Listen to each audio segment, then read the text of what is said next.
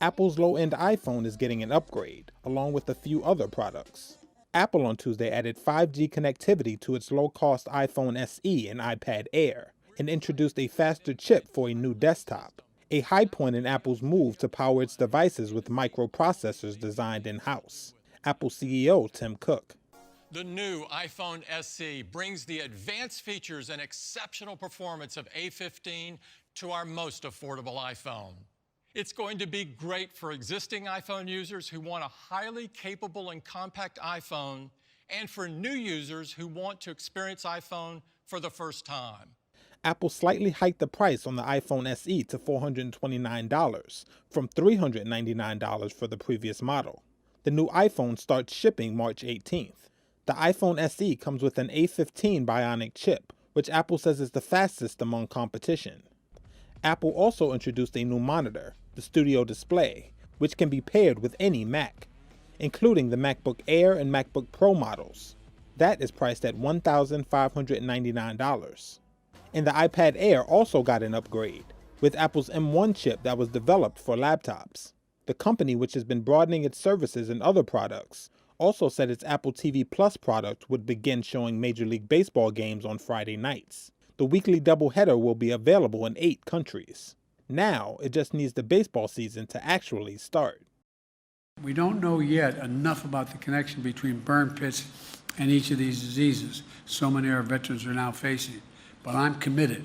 I'm committed that America make the commitment to find out everything we can. We've increased funding for VA research to study the health effects of toxic exposure in the military.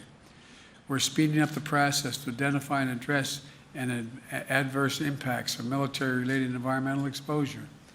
We're following the science in every case, but we're also not going to force veterans to suffer in limbo for decades if the science is even if it's evenly divided.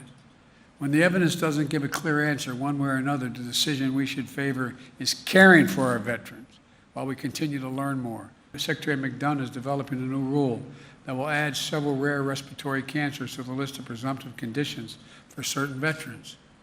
We also need to know more about which of our veterans may have been exposed to burn pits in the first place or other environmental toxins during their service. You know what I found about veterans as we worked for those who are trying to deal with the mental health problems?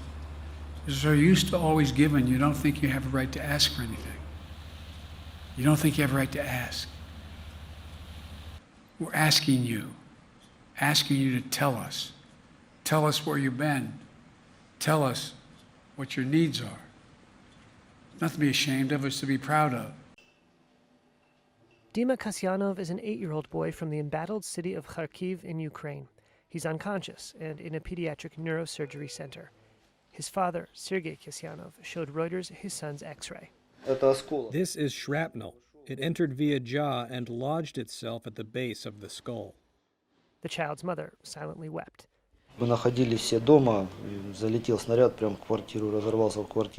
all at home. The shell hit the apartment and exploded inside, setting 2 parts of the building on fire. We grabbed a few things, documents, and just like we were in pajamas, we escaped. My mother suffered as well. She is in intensive care. She has broken ribs and damage to her spine. The doctors treated it, but the child, he suffered the worst injury. Kharkiv has seen some of the heaviest fighting since Russian troops invaded Ukraine on February 24th. The Ukrainian regional police official said on Tuesday that 170 civilians had been killed across the Kharkiv region since the war began, including 5 children. Russia denies targeting civilians and said its forces are engaged in a, quote, special military operation. None of that makes sense to Dima's father.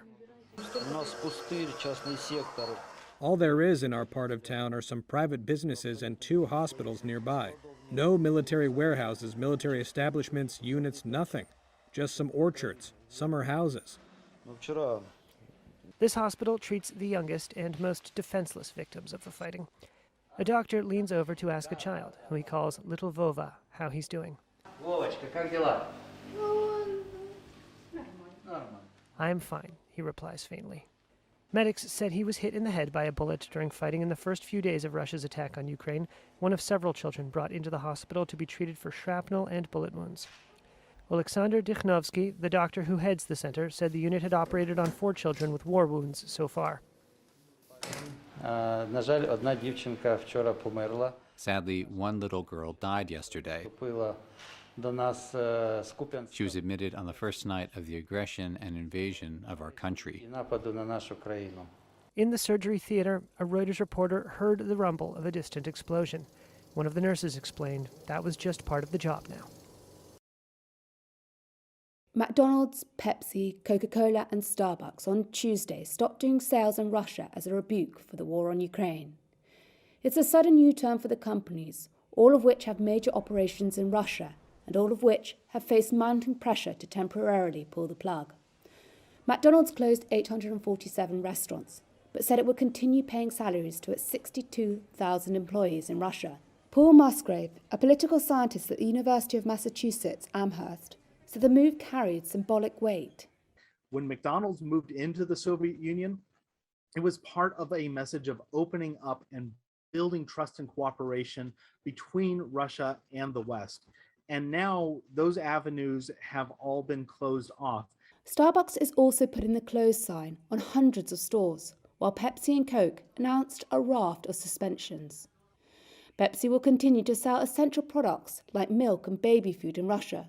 Still, they're joining an exodus of global brands like Adidas, Estee Lauder and Calvin Klein, along with energy giants Shell, BP and ExxonMobil, dealing a blow to Russian President Vladimir Putin and the country's economy.